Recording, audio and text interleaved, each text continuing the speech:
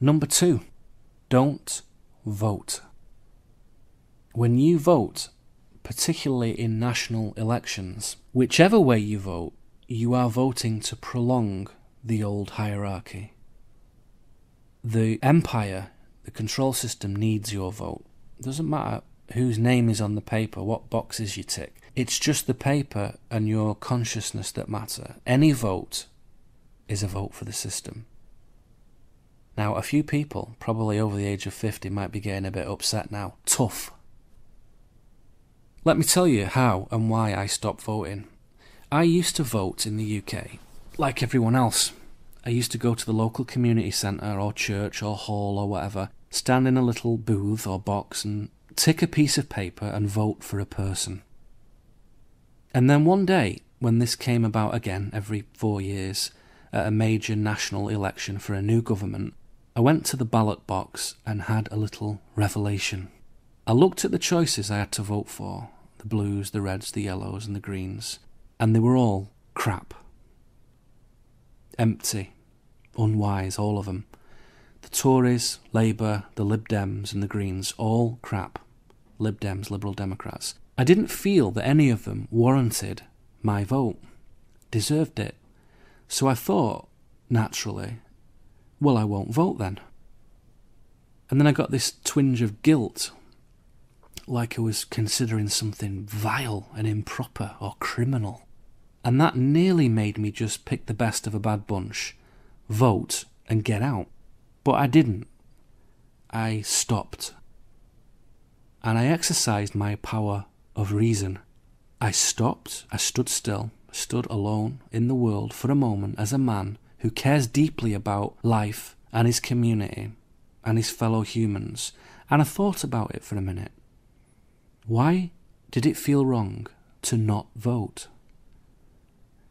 And I thought that there were a number of considerations that went into that.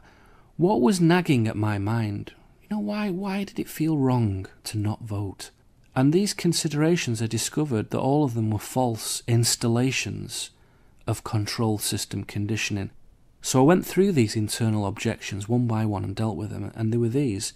Number 1, it is my duty as a citizen to vote. It is a civic responsibility. Okay, I am not a citizen. Look into that. I am a natural, free man, and I have no duties that are any business of the government. The second obstacle was the idea that my grandfathers fought in the Second World War, as did millions, for the freedoms I enjoy today. So voting is an essential part of that liberty, and I owe it to them. My grandfathers did not know why they fought in the war.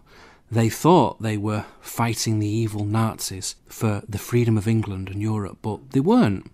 They were fighting for reasons they did not understand, and despite their bravery and good intent, I owe them, and all the other hoodwinked millions, nothing. In fact, I honour their memories with far greater meaning and integrity by discovering why the Second World War came about, what the real reasons for it were, and exposing the treachery of both Allied and Axis governments in conspiring to murder millions of their own people for no good reason. The third consideration, the third obstacle, if I don't vote, someone crap might get into power. All the candidates were crap. They are always crap. The people on the ballot paper are always unwise and know nothing about the world and have no higher spiritual wisdom, as I would expect as a bare minimum for community governance. And they all have personal vested interests in upholding an inhuman system. They are all crap. Someone crap will definitely be voted into office, with or without me. If everyone was like me and didn't vote, then where the hell would we be? If no one votes, the system will fail.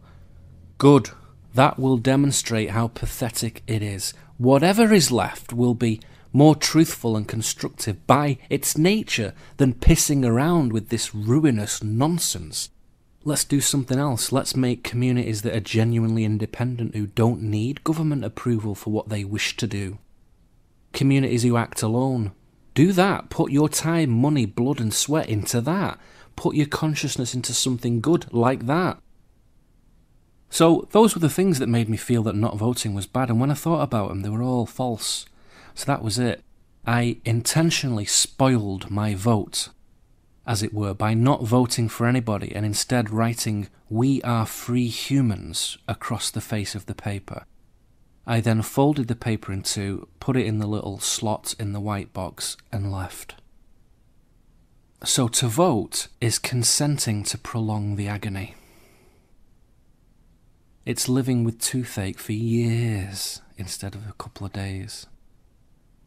Now, if I lived in a little rural community with 500 people, 500 ace people, and one man or woman from that community was going to get elected to help run local affairs on our behalf, I mean really step into an honourable and effective role, then I would vote. But as soon as it connects to outside national political interests of Labour, Democrats, Tories, Republicans, forget it. No vote. The funny thing is, a few years after stopping voting, I discovered that there was no such thing as a democratically elected national government anywhere in the Western world. No major nations have one or have ever had one. Democracy is a mirage. It is a con trick. And this is very hard to swallow at first. It takes years to internalize that truth without it knocking you over. But when you finally get to it and admit what you know in your heart to be true, that there is no democracy and that the government is not your friend, then not voting is the only reasonable course of action. So that was my second suggestion in hastening the end of empire.